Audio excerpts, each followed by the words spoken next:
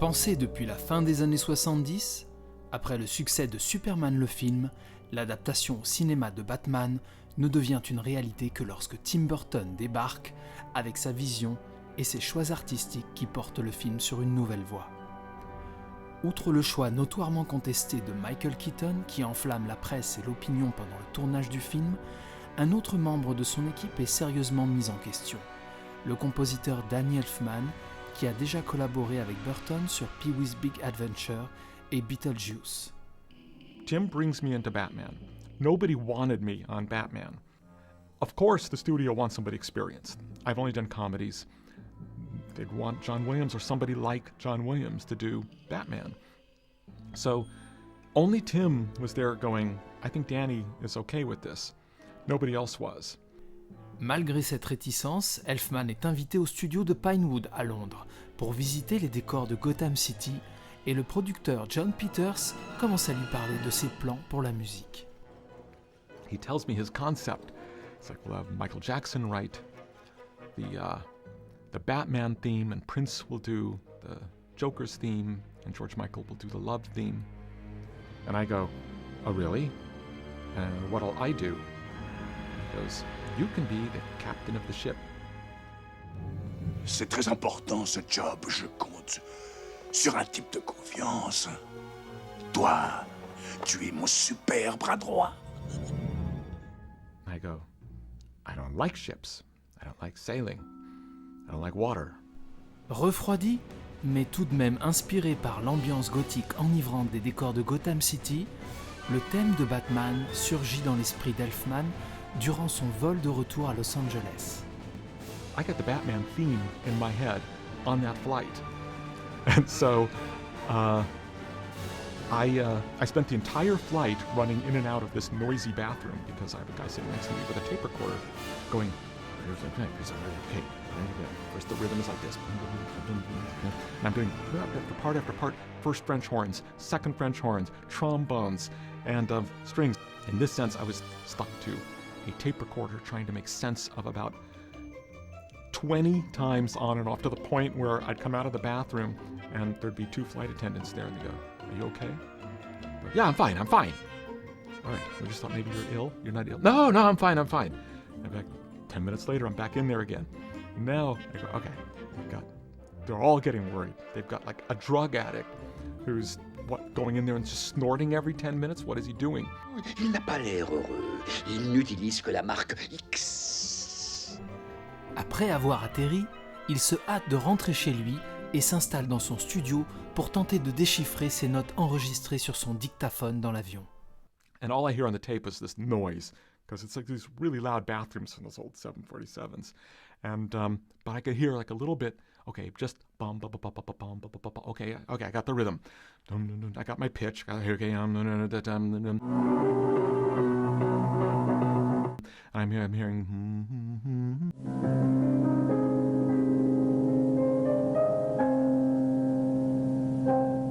I finally, it all came back to me. I wrote 7-8 pieces, variations right on the spot.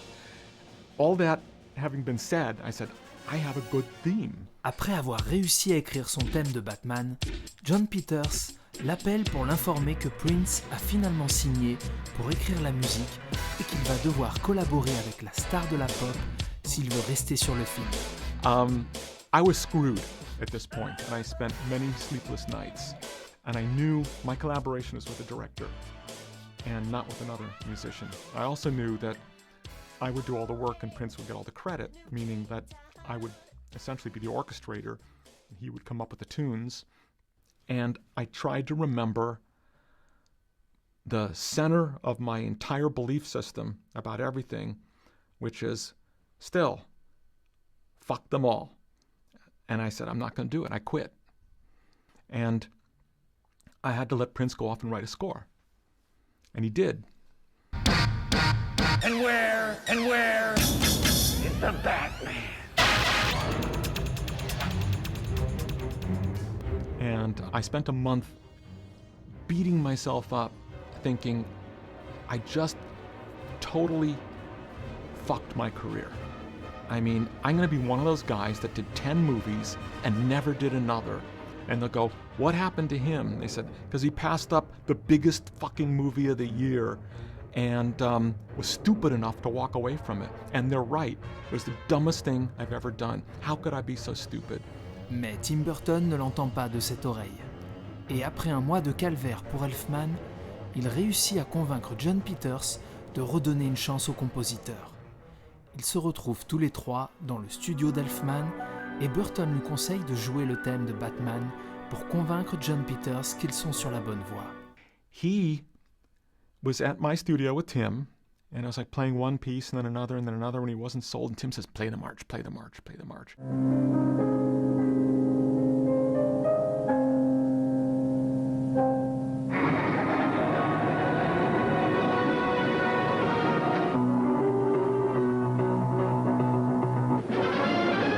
Hold on. And he jumped up in his chair and started conducting.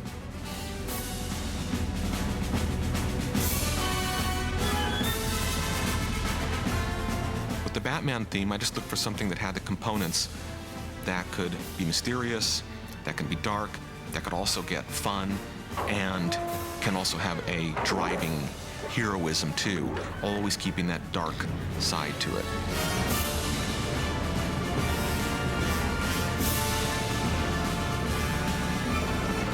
He did come up with a good one. You know, that's hard to do, to come up with what the Batman character is, kind of dark but adventure and moving and operatic, all those things at once.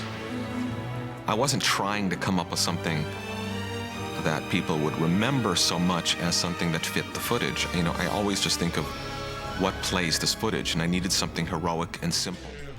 Abasourdi par la puissance de la musique d'Elfman, John Peters revoit sa copie et décide de ne garder que 4 chansons de Prince dans le film, dont certaines avec seulement quelques secondes de temps d'écran, et de confier l'entière partition à Danny Elfman. And to his credit, still to this very day, because he could have just persisted in, I'm an asshole, and, you know, he's not going to make things easier for me. He became my strongest advocate. Peters ne demande finalement à Elfman d'adapter qu'un seul thème de Prince, celui de la chanson Scandalous, pour en faire un thème d'amour entre Bruce Wayne et Vicky Vale.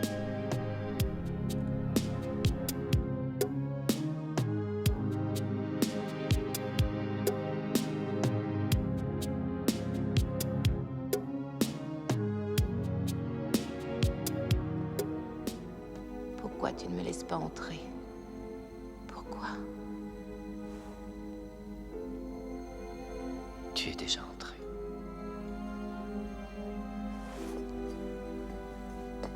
Je t'aime depuis que je t'ai rencontré.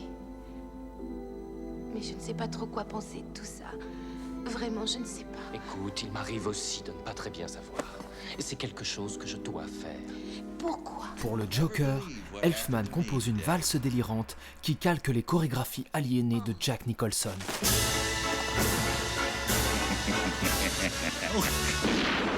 This really fun waltz that I got to write for him during this crazy sequence, that was really fun. Why his kind of weird, twisted waltz? I don't know. I mean, I always love writing the villain's music.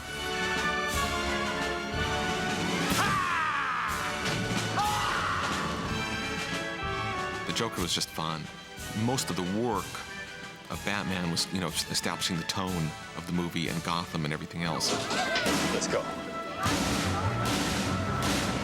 Pour l'aider à orchestrer le son héroïque et lugubre de Gotham City, à mi-chemin entre John Williams et Bernard Herrmann, Elfman s'entoure de Shirley Walker, qui conduit l'orchestre et qui perpétuera ce son dans la série animée qui suivra le film, ainsi que Steve Bartek, son fidèle compagnon de leur groupe de rock New Wave Oingo Boingo.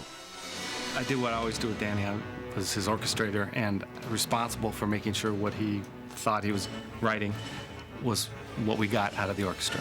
Part of Danny's process, to me, is never done until we've recorded and put it in. My most fun moment actually was recording it and actually hearing the music coming together in the studio.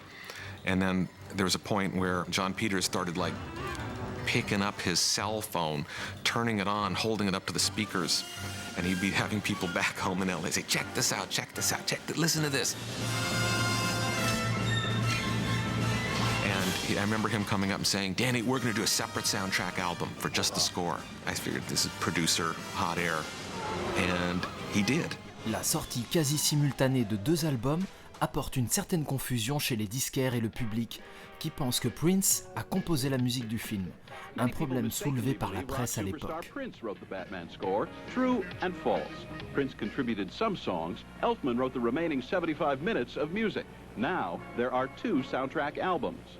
I think it would have been personally a little clearer if one album was called Songs, Batman Songs Soundtrack, Batman Score Soundtrack.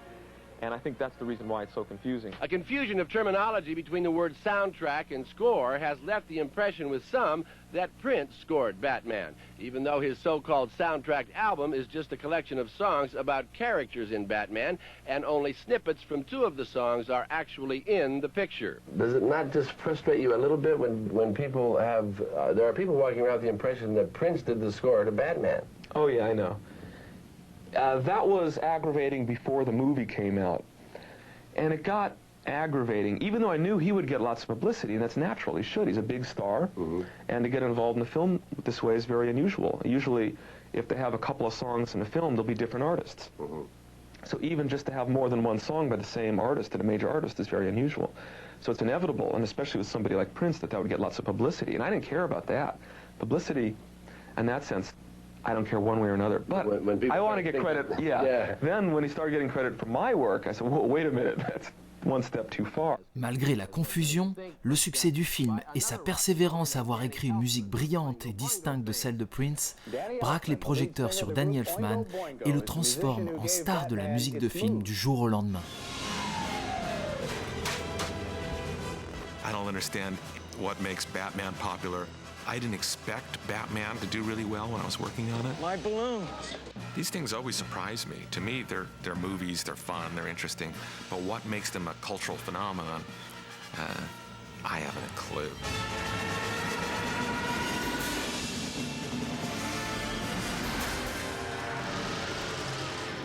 You know, always in that genre, you get to pack a lot of your best wallop into the last 12, 15 minutes of the movie. So there was a lot of stuff in the end that I was pleased about that, you know, was big and had some grandeur.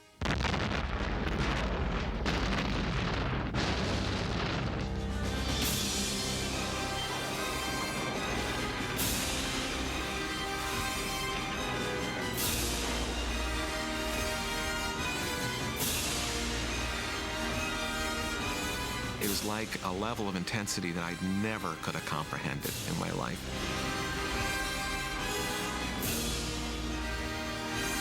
And yet, it's been rewarding.